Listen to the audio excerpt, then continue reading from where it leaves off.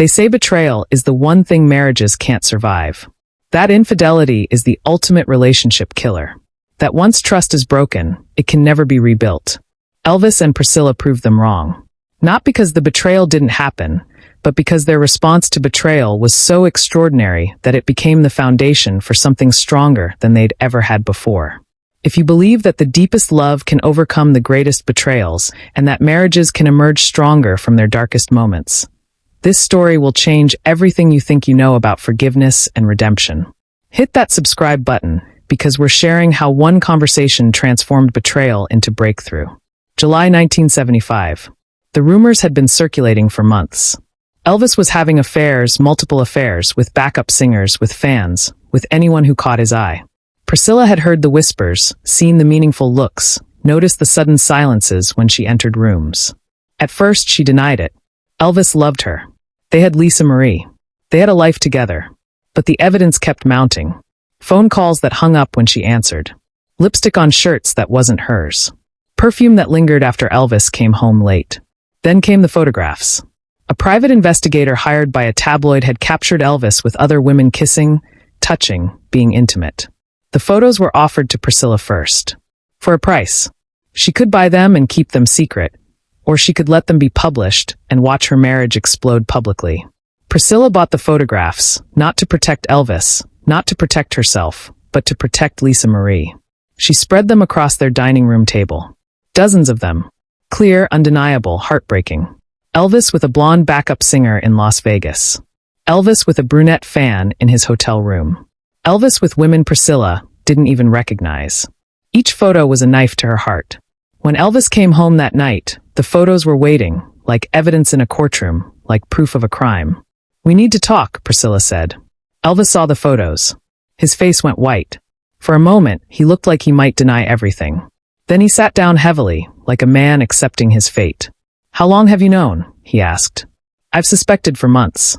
I've known for certain for 3 days." "Priscilla, don't you dare try to explain this away." Elvis nodded. For once, he had no words, no charm, no excuses. "How many?" Priscilla asked. "How many? What? How many women?" Elvis was quiet for a long time. "Does it matter? 7, maybe 8. I don't keep count." Each number hit Priscilla like a physical blow. 7 women, 7 betrayals, 7 times her husband had chosen someone else. Why? It was the only question that mattered. Why would he risk everything? Why would he hurt her like this? Elvis looked at the photos, at his wife, at the wreckage of their marriage. "I don't know." "You don't know. That's your answer." "I don't know, Priscilla. I know how this sounds. It sounds like you threw away 8 years of marriage for meaningless sex with strangers." "It wasn't meaningless." "Oh, it meant something." "Well, that makes it so much better." Elvis realized his mistake immediately. "That's not what I meant. What I meant is it wasn't about them. It was about me, about you, about feeling, alive, desired, important. You didn't feel important at home." Elvis looked at his wife. Really looked at her. "I felt ordinary." This was the truth Priscilla hadn't expected. Not that he didn't love her, but that loving her wasn't enough to make him feel special about himself. Ordinary. "When I'm on stage, I'm Elvis Presley. When I'm with those women, I'm Elvis Presley. But when I'm home, when you're home, you're my husband, Lisa Marie's father, a real person." "And that felt ordinary to you?" It felt quiet, still like the music had stopped. Priscilla was beginning to understand. This wasn't about not loving her. This was about addiction to fame, to adoration, to being worshipped.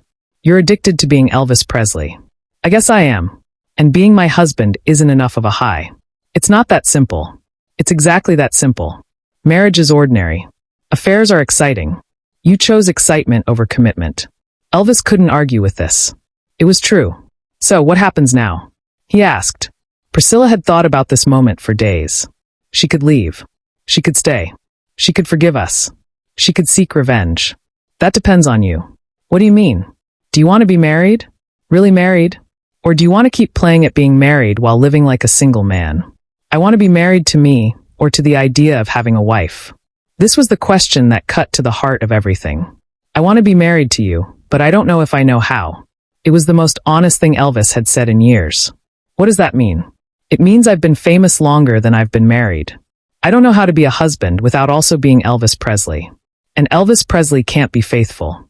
Elvis Presley is used to having whatever he wants whenever he wants it. So, which one are you?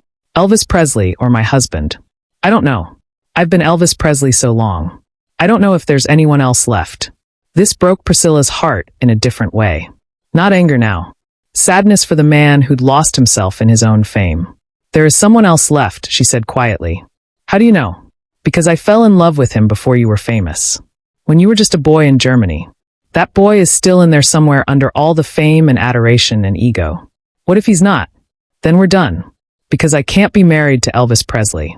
I can only be married to the man who became Elvis Presley. Elvis understood. She was giving him a choice. Fame or family.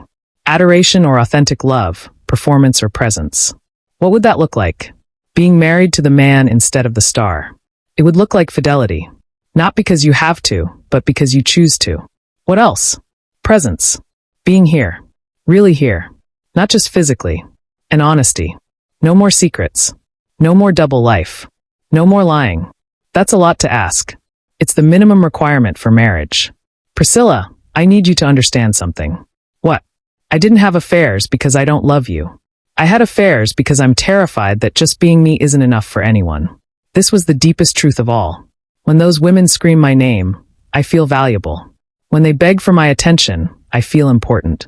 And when I love you quietly at home, you feel ordinary. I know it's messed up. It is messed up, but it's also understandable. Elvis looked surprised. It is.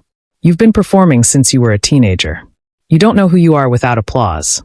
So, you understand why I did it. Understanding and accepting are different things. What's the difference? I understand why you needed the validation. I don't accept betraying our marriage to get it. So, here's what's going to happen. You're going to choose right now, tonight. Choose what? The life of Elvis Presley, international superstar who can have any woman he wants, or the life of my husband, who is one woman who actually knows him. And if I choose you, then we rebuild from the ground up with honesty, with commitment, with the real you. And if I choose the other life, then I leave tonight. And you can have all the superficial relationships you want. Elvis looked at the photographs again, at the evidence of his betrayal, at his wife, at the choice that would determine the rest of his life. If I choose you, will you forgive me eventually? Will you trust me again? You'll have to earn that back. Will you love me again? I never stopped loving you. I stopped trusting you. I stopped respecting you. Elvis stood up, walked to the photographs, gathered them into a pile. What are you doing? I'm choosing. He walked to the fireplace, threw the photographs into the flames, watched them burn. I choose you. I choose us. I choose the man you fell in love with. Just like that. Just like that. But I need help. What kind of help? Professional help.